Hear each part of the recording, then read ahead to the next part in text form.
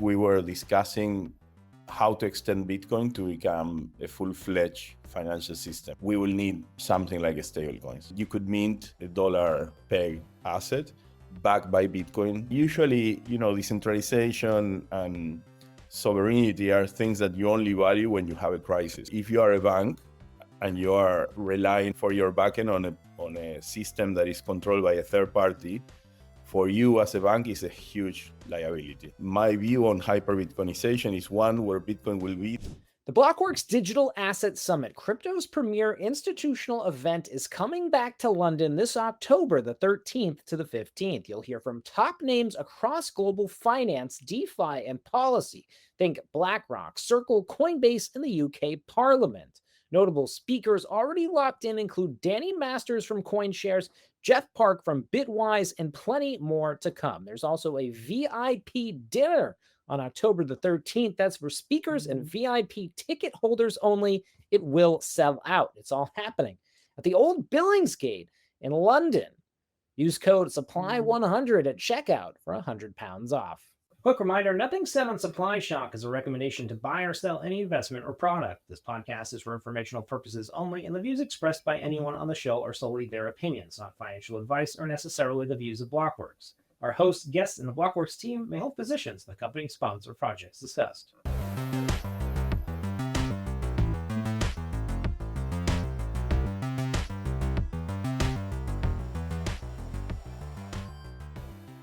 Hey everybody, welcome to the Supply Shock podcast. I'm Pete Rizzo, your host, the Bitcoin historian on X. Today, we're going to go into the future of Bitcoin with one of the OGs who's been building since its very earliest days. I'm talking about Diego Gutierrez-Zaldivar, founder of Rootstock, who is here to answer our questions about the migration that's happening from the crypto world over to Bitcoin as Bitcoin surges to new highs. Crypto may be feeling left behind. Some application developers looking to port over their innovations to Bitcoin and continue working on the world's largest blockchain network. So here to talk about all the details, we have Diego. Welcome. Thank you very much for having me here. A lot of people in the crypto space, I think, still have this idea that there aren't applications on Bitcoin, that there aren't things like stablecoins, whereas Rootstock, all of that is alive and well today. Maybe we could start with some of the use cases that are more in the headlines, like stable coins, like different application layers, and just talk about what's being built and how it's different from what's out there in Solana and Ethereum and other application layers. What is built is like everything named as DeFi and stable assets, are being live in Rootstock as we speak.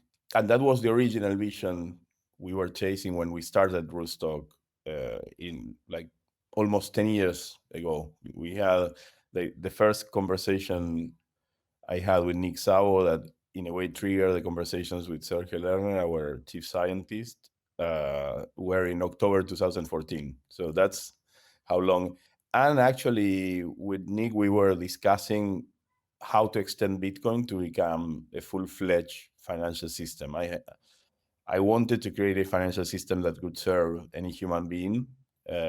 And because of the experiences I was doing in the slums of Buenos Aires with people from the slums, I realized we needed what now has the name of a stable asset or a stable coin, because people who live day to day or week to week or even month to month could not be exposed of the volatility of Bitcoin. We know the volatility is going down and will continue to go down, but until that goes to levels that are much smaller than today, we will need something like stablecoins. We can debate if representing the dollar is the best thing. I think it is at the moment because it's the more widely accepted and known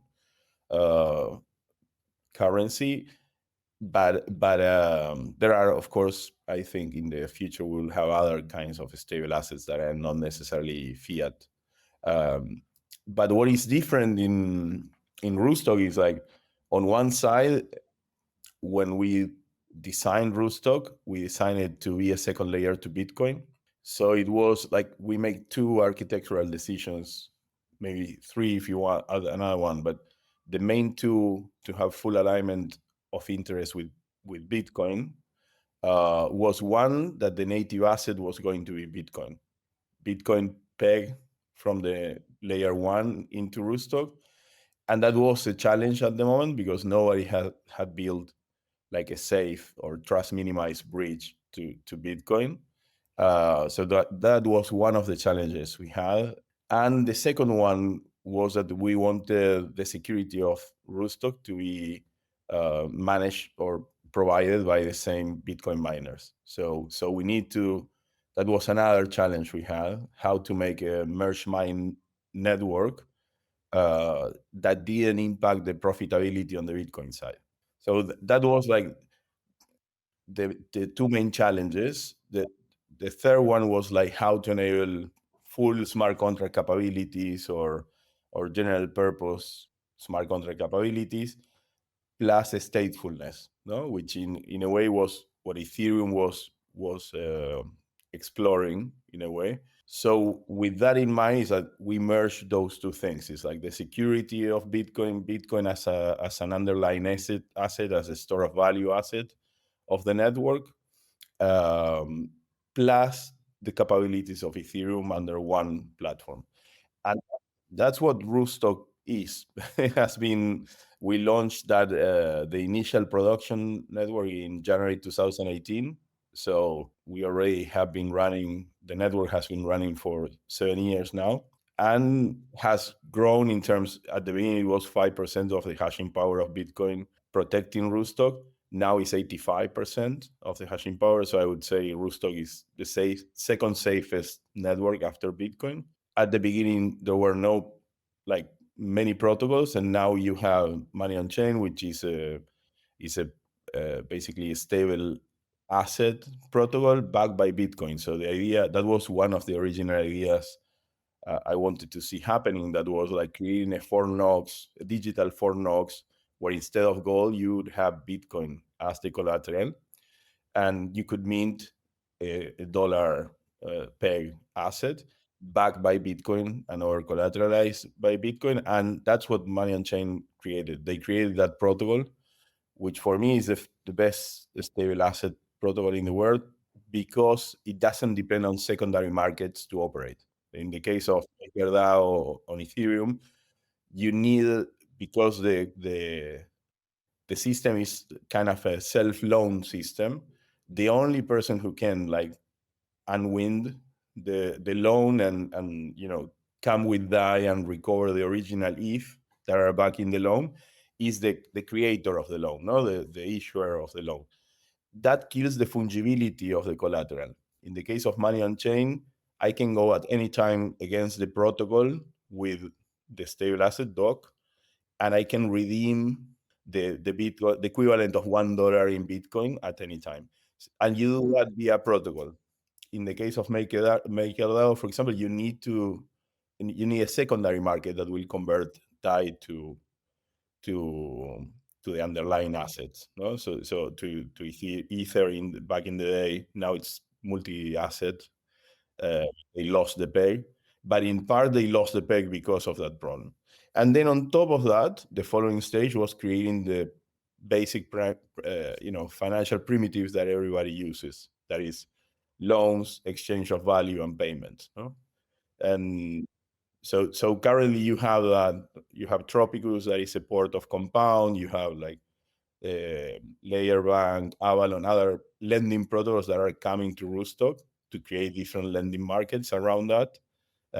And one of the, if you want, top markets, lending markets today is Bitcoiners putting their Bitcoin as collateral to get loans in dollars. No, so that I would say is one of the core use cases I'm seeing today. No, people who wants to store value for the long term in Bitcoin and address their short-term liquidity needs. Like in my case, for example, I've been building my house for a couple of years now, doing that. Instead of like selling Bitcoins, I put Bitcoins as collateral and I get loans. And then with that, I pay the construction of my house. No? Well, yeah, I want to get into the stablecoin question. Obviously, in the United States, this is big news. The Genius Act passing a couple weeks ago, puts in place a regulatory regime where we would expect that many more stablecoin issuers will get into the market, that there'll be many more stablecoin platforms on which to issue these different stable assets. How do you see the Genius Act as an opportunity for Rootstock, and what do you make of Bitcoin's position? Does this act as written? Would you expect people to use Bitcoin as the stablecoin issuance platform? For the past decade, Ledger has been the global leader in digital asset security, trusted to secure more than 20% of the world's crypto assets. Celebrating 10 years of innovation, Ledger is making digital ownership more secure and accessible with their latest products, Ledger Stacks and Ledger Flex. These wallets feature the world's first secure touchscreens, simplifying your digital transactions while ensuring uncompromising security through Ledger's secure chip and proprietary OS. Plus, with the Ledger Security Key app, you can say goodbye to traditional passwords and step up your digital protection. Ready to protect your assets? Choose the most trusted name in hardware wallets, Ledger, and take control of your digital security today at ledger.com. As always, investments in blockchain technology involve risk. Terms and conditions may apply. Do your own research. Any digitalization or into the blockchain space will be better than what we had in the past in terms of at least transparency. But in the case of Bitcoin, what we are looking for is not only transparency, but also autonomy and trust minimization. And I think the Genius Act enable counterparties or centralized counterparties to issue a stable asset, no, a dollar, uh, mostly backed by treasuries, no, U.S. Treasuries. Um, in some cases, they partially back that with Bitcoin and gold and other assets. But you still, in all those models, you still have a counterparty that can censor transactions, can indeed that happened in the past. So I think it's a great bridge, and it will help like adoption of crypto in general.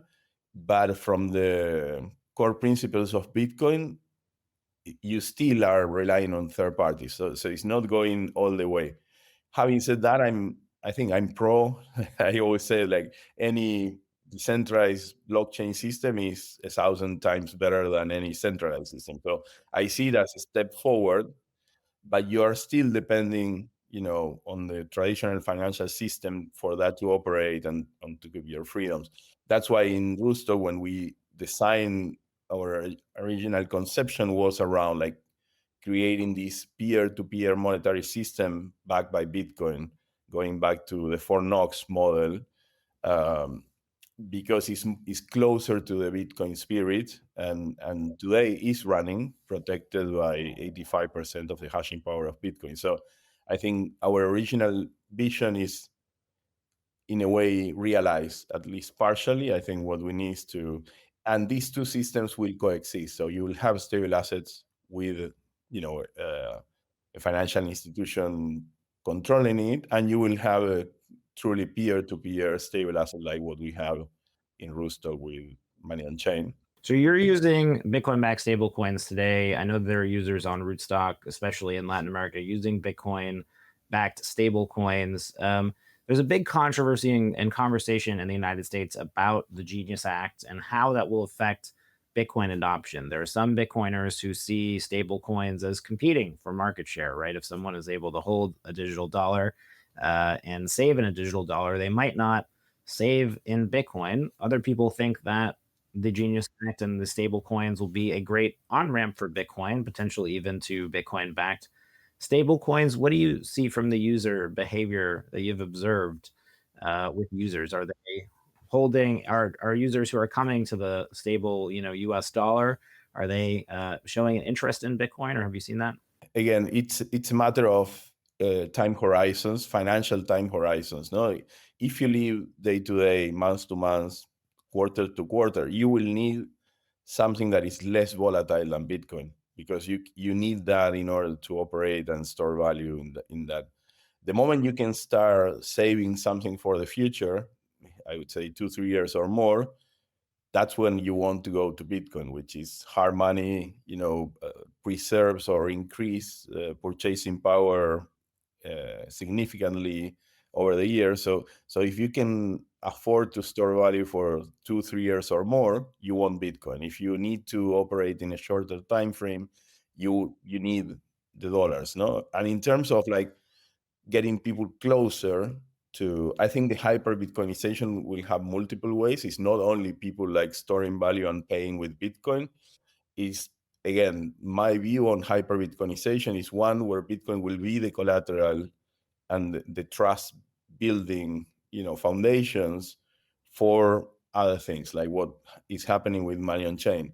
What if instead of having, a dollar backed by Bitcoin, I have a ton of soy backed by Bitcoin? Then I can start having international trade with parties that don't need to trust each other, because it's not a real world asset in the sense of like, I have a ton of soy that is representing a physical ton of soy that has, jurisdictional risk, counterparty risk. So it's a different thing. So I see Bitcoin as the foundations of an international trade ecosystem that, can remove or detach or abstract the jurisdictional risk of the commodity. So in a way, I think that's one way where Bitcoin will start being adopted.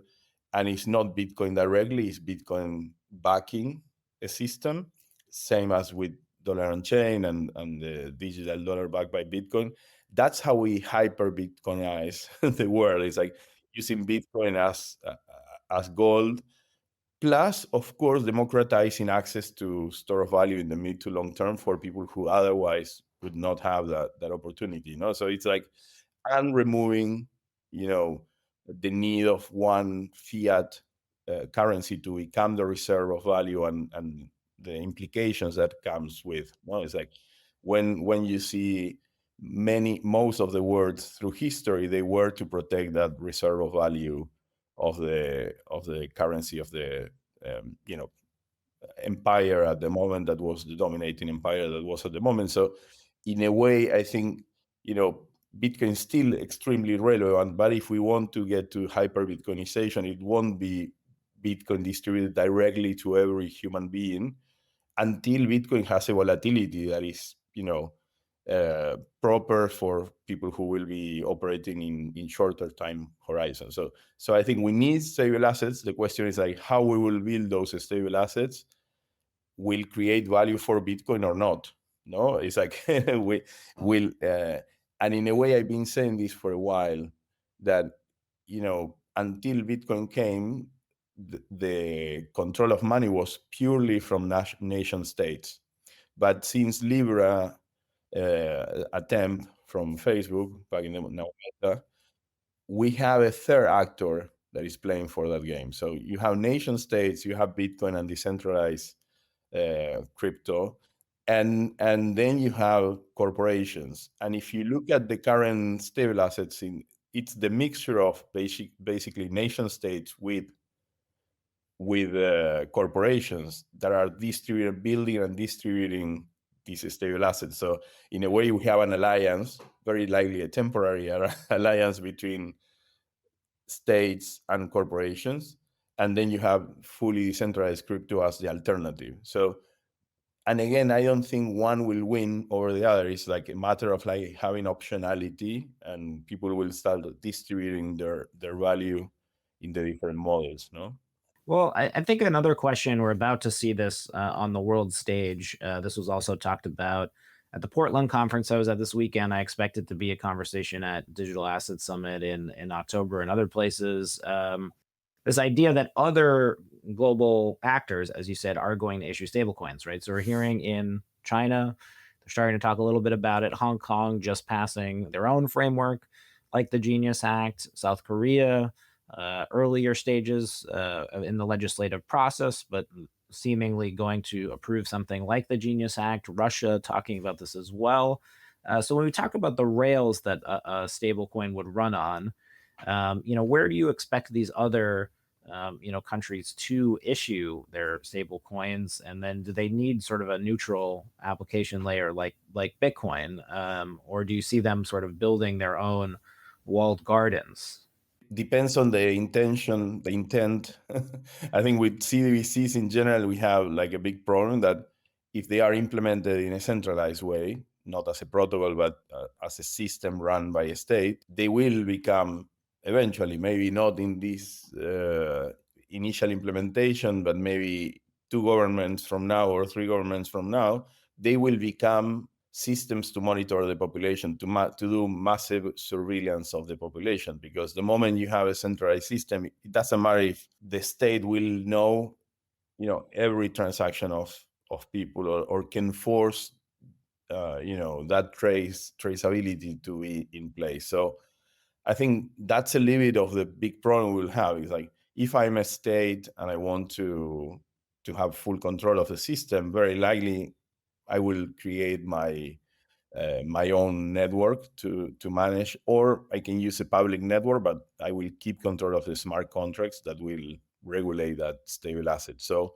I think there will be attempts, but there's also this notion, or this understanding that CBDCs are very risky for human liberties in general. So I think that tension is already being discussed. When a regulator wants to, it was part of the combo that was being discussed around the Genius Act as well. It's like, we want to avoid CBDCs, and I think that's a general conception, not only in the population, in the crypto world, but also politicians are being more aware of the risk of having a centralized digital currency, and I think but we will see again corporations, nation states doing their own experiments, and then truly decentralized systems, like what we have in Rootstock. So you will see the 3 models like competing for the attention of people.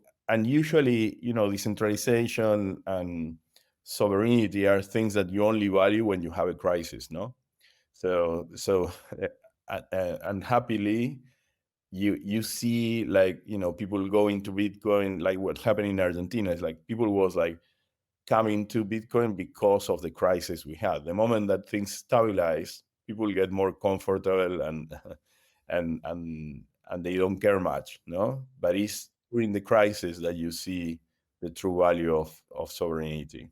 So, how would you make the case to these different financial institutions? We're hearing a lot of, it seems like every day on CNBC in the United States, there's a different bank that's coming out. They're saying that they want to do stable coins. JP Morgan, most recently. What would you say to Jamie Dimon about why they should use the Bitcoin network as a vehicle for that, as opposed to another option? The technology, I think if you are a bank and you want to secure your operations with Bitcoin, you very likely what you will do is deploy a rollup.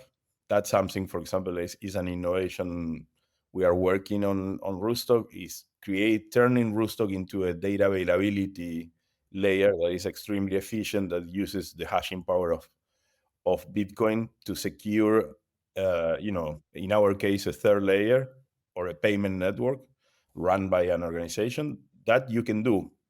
Then if you are a corporation, if you are Jamie, then you say, okay, I can deploy my rollup on Rootstock, start securing my transactions in my currency. So I don't need, and you can use the security of Bitcoin. From a corporate perspective, it makes total sense, because then you have, the hashing power of Bitcoin protecting the state of your rollup or your secondary network, no? And that is part of the vision of Rootstock, because again, I think for me, the important thing we are providing is optionality. So people who wants to go the truly crypto anarchist way, they can go in Rootstock and use the tools available without any counterparty. But then a financial institution might say, okay, which I think is the future of financial institutions, is like, I will operate, my back office will be a decentralized network with the security of Bitcoin. At the moment, 85% of the security of Bitcoin. I can still operate, with my rules, control this network, and use this underlying data availability system to secure the state of my network. But I'm using Bitcoin only for that. And then people will choose. They will say, no, I want to go truly DeFi, or I want to use a CeFi DeFi hybrid, where, for JP Morgan also, it's an opportunity to say, okay, at times I can use the DeFi solutions to get liquidity, to exchange assets, to access other markets where I'm not operating currently. So I think, what we will see is a hybrid model where financial institutions will use a decentralized backend for their needs. Interesting, and obviously hopeful for that. What do you think will happen, or are you worried about? Let's just say the large banks in the United States, they end up going more to options like Solana, or options like Ethereum, or maybe they just build their own custom rails for these kind of products. What would be lost in that situation, you think? For the past decade, Ledger has been the global leader in digital asset security, trusted to secure more than 20% of the world's crypto assets. Celebrating 10 years of innovation, Ledger is making digital ownership more secure and accessible with their latest products, Ledger Stacks and Ledger Flex. These wallets feature the world's first secure touchscreens, simplifying your digital transactions while ensuring uncompromising security through Ledger's secure chip and proprietary OS. Plus, with the Ledger Security Key app, you can say goodbye to traditional passwords and step up your digital protection. Ready to protect your assets? Choose the most trusted name in hardware wallets, Ledger, and take control of your digital security today at ledger.com. As always, investments in blockchain technology involve risk. Terms and conditions may apply. Do your own research. In the case of Solana, it's highly centralized, so it's a big liability. I mean, the moment somebody can reset the network by hand, which Solana does every now and then the operator has control. So if you are a bank and you are relying on your backend for your backend on a system that is controlled by a third party, for you as a bank is a huge liability. So I don't see that happening. I can see, a bank deciding between Ethereum and Rootstock and saying, okay, I will, I choose if I want the Bitcoin miners securing my data availability layer, or I want the Ethereum miner, stake. Yeah, securing my data availability layer. That's a decision, and that takes us into another big discussion, that is, if proof of stake and proof of work have the same security levels. But I think then it's a matter of, like, if you are JP Morgan or you are a national bank. No, it's like a small national bank in a Latin American country, for example. For one case, it doesn't matter if you are a small bank. Maybe you don't care. It's like the Ethereum, the proof of stake security is enough for you. The main problem I see with proof of stake security systems is that they have a vector of attack dependent on secondary markets. No, it's like, because basically the security is provided by the asset that is being staked. What you can do is actually do an attack on the network and then short the asset on secondary markets and make the cost of the attack more or less even. Therefore, you can keep attacking the network forever. In the case of Bitcoin, because the proof of work requires a physical deployment of assets, it's not only a virtual asset or an asset value that is, it's like physical deployment of mining operations, buying of hardware, deployment of that. Then the ability to create that attack requires a lot of time, not only money, but a lot of time. And once you damage the network, all those assets, the operations you deploy, will lose value. So the cost of the attack is very high. It's like you cannot compensate the cost of the attack like you do with proof of stake. So I think, depending if you are JP Morgan or you want the security of Bitcoin versus the security of Ethereum. But if you are a small actor, a corporate actor, maybe Ethereum will be okay for you. So it depends on the level of security and the kind of attackers that you have in front of you. If it's, I would say, proof of work, if your attacker is a non-economically driven attacker, somebody, it's the only way. No, if you have a political attacker on the other side, you want proof of work, and proof of work in the level of infrastructure that Bitcoin has. which is kind of, if a new network wanted to do the same, is almost impossible, because now there's like global awareness of the potential of a proof of work, like a big proof of work network's capabilities. So I don't think we will see other Bitcoins, other like networks achieving the level that Bitcoin achieved. It's kind of a miracle, because if they attacked Bitcoin like 10 years ago, that would be totally feasible and very inexpensive. But attacking it today is almost impossible, no? And that's a little bit paradoxical, no? So for networks, it's different. Yeah, would have been better to do earlier, but maybe too late now. I want to ask about other stablecoin protocols on Bitcoin. I'm thinking about things like Spark and things that are based on Lightning. How do you compare your offering to these kind of offerings, and what are the pros and cons and trade-offs that you think users will have to make between these systems? Those, for example, in the case of Lightning, they are stateless protocols. So it's very good. It's designed for one specific use case, that is payments, and that's great. It's designed for that. When you have issuance of stable assets on Lightning, the thing is that you are, again, the issuer of the stable asset is the counterparty. So even it looks like protocol based, it's not fully protocol based. But I see some value, for example, on using dollar on chain or other dollar assets that are minted in a decentralized form in Rootstock. I see the value of like porting those into Lightning and creating like a protocol to protocol integration of Lightning and Rootstock. So then you have like a fully decentralized system, even with stable assets, no?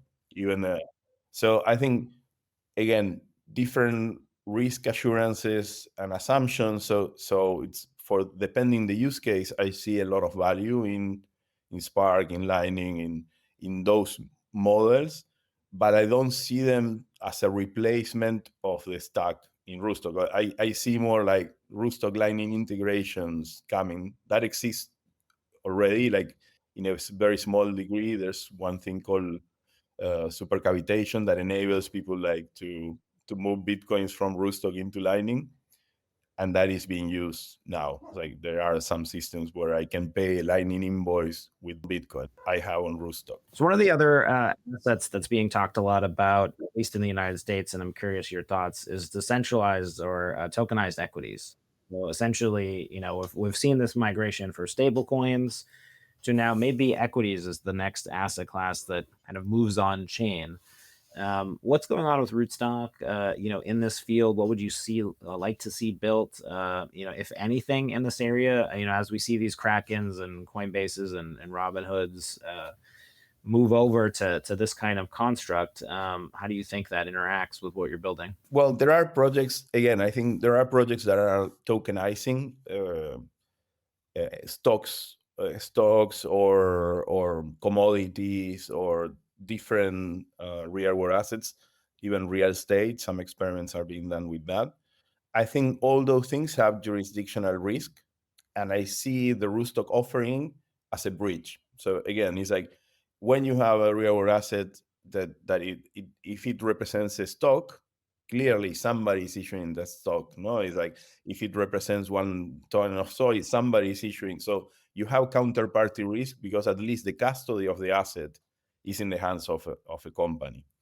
But then when you create, for example, the representation of the stock, that something that follows the price, kind of an index of the stock, but collateralized with Bitcoin and redeemable by Bitcoin, then you have something that is like following the value of the thing you want to have, but is fully backed by Bitcoin on a protocol level, and you can redeem it by Bitcoin. And again, I think we will have those. You don't need that for every financial transaction. You only want that, for maybe when you don't have enough understanding of the risk of the jurisdiction or the risk of the asset. So you want to be exposed, for example, to soy, but you are a Chinese investor or a European investor, and you don't want to have the Argentinian risk, for example. So you say, okay, I want to have an asset that is redeemable for Bitcoin at any time via protocols that will follow the price of a ton of soy in Argentina. No, so I see Rootstock as a bridge between different jurisdictionals, risk and models.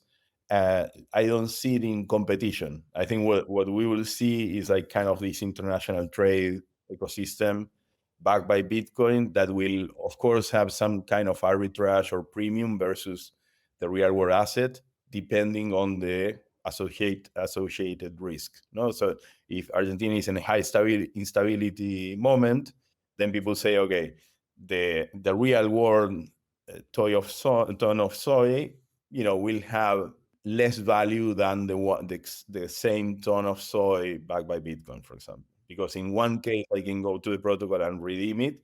In the other case, I depend on the delivery of the asset by a third party.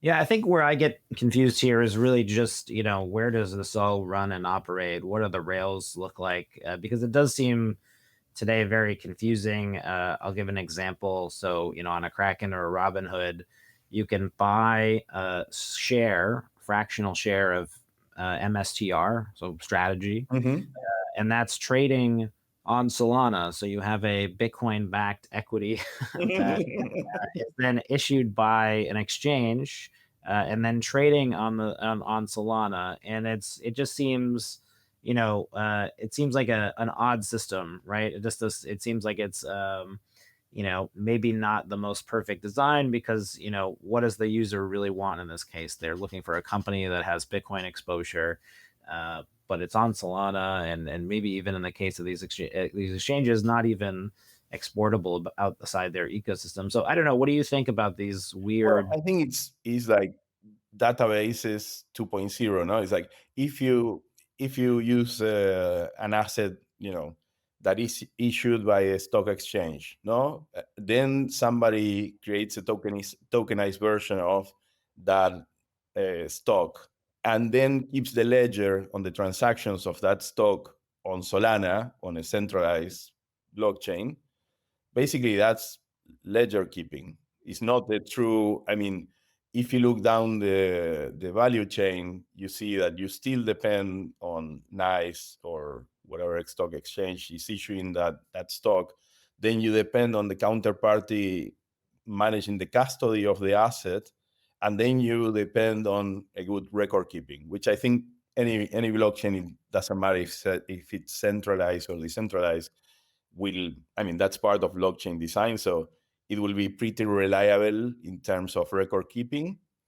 But the innovation there is very little. No, it's like at least you have more transparency, but you are not changing the true nature of things. It's like you are still like, again, depending on the stock exchange, depending on the custodian of the assets and on a platform, no?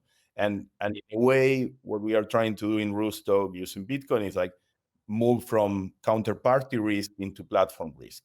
And the interesting thing about platforms is like, as they, are running for more and more years with more value at stake, they become safer, which it's a little bit of the opposite when you have counterparty risk. Is the counterparty risk when has more money and more exposure, is like you have more chances of default, failure, or any other kind of attack. So in a way, the nice thing about software, if you want, and platforms is like, as years pass by, if they ossify, if they like settle in certain form, they become, safer and safer. So safety, or it's like a consequence of hardening a platform, and that hardening happens with time and value at stake. No. So I want to, as we kind of wind down here, talk a little bit about. I know you're a pioneer of Bitcoin adoption, and especially in your home country, Argentina. You've done a ton of work there to get the word out about Bitcoin and just how important it is. Something that I've been struck by recently is just, if you had asked me maybe a few years ago, if America started to, become very forward with Bitcoin and crypto policies, Argentina would have been a country I would have expected to follow. There was a lot of fanfare around Javier Milei. He was, championed as a first a libertarian president and then a Bitcoin president. But we really haven't seen sort of the same government, support in Argentina. Maybe I was wondering if you could speak to what the reason is for this and what's happening on the ground. I think there was like a mistake around Milei in the sense that, and I say this openly many times, is like even before it was evident, he's not pro Bitcoin. What he is he's anarcho-capitalist. So what he believes is like reducing the intervention of the state in the private affairs as much as possible, and allowing people to do what they want with their money and within certain boundaries. Is like that's the principle. So for Milei, Bitcoin is one more of those things that people can choose to store value in or to pay with. So in a way, for him, it's not that he's pro Bitcoin; he's pro liberties, and that's a different take. So having said that, I think from the Bitcoin community we have been building since 2012, 2013, in the first meetups in presence. I think for us it was always about like we didn't need the support from the government. What we needed is like freedom to act and build our community. So for us it's a relief, because previous governments were like extremely controlling of every aspect. We had capital controls in Argentina for many, many years, which we created a lot of bad distortions in our country. And they were chasing crypto a lot because they felt like this was like weakening their control of the systems, no? Of the capital control systems they have in place. So from that perspective, I think for the community it was good in the sense. At the same time, if you ask me, it's like because Milei stopped inflation, now for many people, crypto is less, it's like the dollar became less interesting for Argentinians, because in the dollars, when we had like 25% inflation year after over year, the dollar was the way to protect your wealth, like from inflation, no? Now, recently, without inflation or with very diminished inflation, then the dollar is not that relevant. It's still very relevant, and people use it a lot because of the cultural history we have. We never trust the government altogether, but I think it became less relevant. So people in Argentina now is like the people who truly believes in Bitcoin, who has been and again, because we have this kind of distrust on governments by default, because of the long history of all sides or all sorts of economic mishaps. No, it's like we had the first bail-ins in 2001. We had hyperinflation multiple times. And everything you imagine, we had it in Argentina. So I think crypto keeps being extremely relevant. Bitcoin keeps being extremely relevant, because regardless of temporary stability moments we can have in Argentina, we never let our guard down. We know that this might last for a couple of years, and then 2 years later comes another crisis. So in a way, I wouldn't say Argentina has and then what happened with Milei, with Libra, also damaged a lot, because now the government is very careful around everything around crypto. So that was a little bit of it was a negative thing for us. No, it's like and it was a pity, because we were not consulted in the NGO, in the Bitcoin NGO, and other organizations that have been working for many years in the area. But I would say that is the main reason why you don't see the same level of booming in Argentina. Interesting. And yeah, certainly interesting to see how that case shakes out. Is it still ongoing, the trial with Milei over the Libra token? No, I think it diluted or lost relevance. But yeah, I think we'll see. I think we may see something like that in the United States. maybe. But Maybe. maybe just as a last question here, a lot of folks have come on the podcast recently, and especially on other Blockworks channels, and Michael Saylor himself, over the weekend, saying Winter is over. This time is different. This Bitcoin cycle, with just all the momentum on the government side from the United States and the United States institutions, we're not going to have another large correction like we've seen in the past. Obviously, you've seen 4 kind of boom and busts in Bitcoin and crypto, or maybe even 5, depending on how. Yeah, two in 2013. You can say, Right. but It's a yeah. double So spawn, yeah, right. So how do you see things going? Do you think that we are really in a new phase of Bitcoin and that volatility is over? I think we are in a new phase of Bitcoin. Definitely, I think if you look the last rise, were not similar, were less abrupt. They were like more controlled, steady, and over time than they were not as explosive as the past spikes in price. So I think we are in a new cycle. My biggest worry, and why I said we might have, you know, um, like a new winter, maybe it will be not as cold as it used to be, but is that I think Michael understands perfectly what he's doing, but there's a lot of companies doing copycats of the sailor strategy, um, without understanding, all the aspects. No, so what we can see we might see in the future is like, if these companies go belly up, I don't think. I mean, strategy has no risk. I'm not talking about strategy or Metaplanet, the ones that are doing this right and understand exactly what they are doing.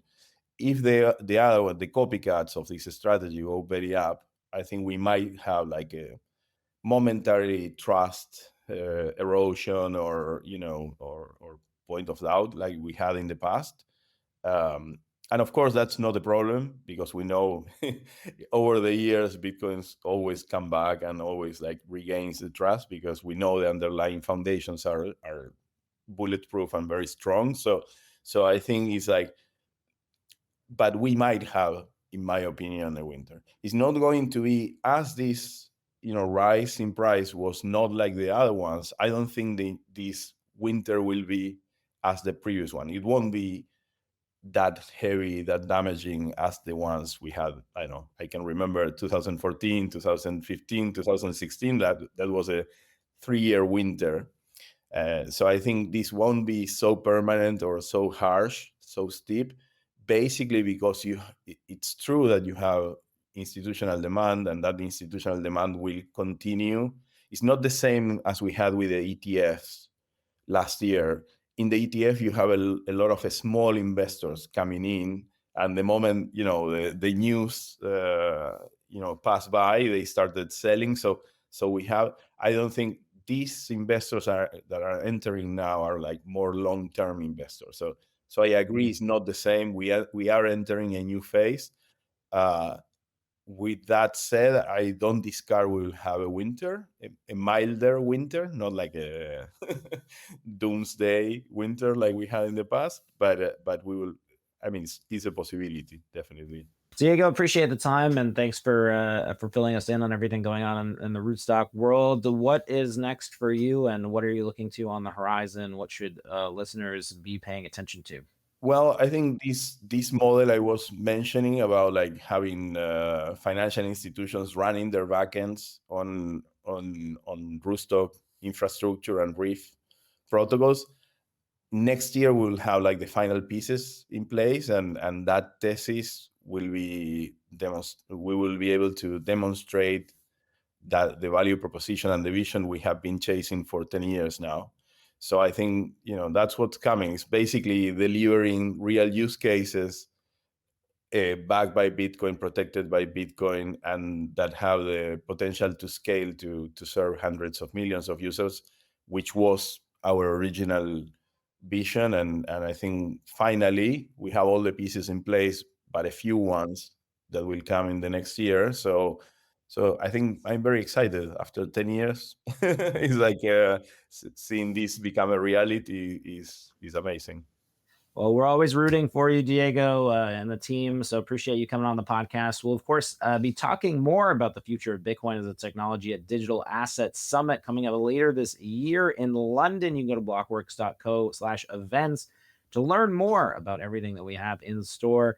Of course, expecting packed houses there, given the sentiment around Bitcoin and that we remain in a bull market. So again, thanks for tuning in. If you've been watching, like the podcast and subscribe if you have not already.